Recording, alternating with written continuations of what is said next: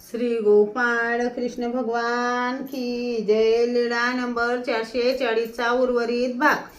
सारंग पंडित देमाईसाला म्हणाले, ही गोष्ट सर्वज्ञांसमोर सांगू नका। सारंग पंडितांनी सर्वज्ञांना दंडोते घातले, श्रीचरणा लागले, मग सर्वज्ञांजवळ बसले। सर्वज्ञांनी देमाईसाला विचारले, देमती तुम्हाला उशीर का लागला? जीजी सारंग पंडिताकडे पाहुणे आले होते, मी गेली, ते काय उमे, हे काय उमे, अजून ताट का पाठविले नाही? सर्वज्ञांना जेवायला उशीर झाला। उमैसा म्हणाली, काय करू देमाई, पाहुण्यांपुरता वेगळा स्वयंपाक केला, सर्वज्ञांसाठी वेगळा उपार केला, म्हणून उशीर झाला। पाहुण्यांनी विचारले, ताट कोणासाठी? तेव्हा पंडित म्हणाले, श्री चांगदेव राऊळ सर्वज्ञांसाठी। त्याने विचारले, श्री चांगदेव राऊळ ते कोण?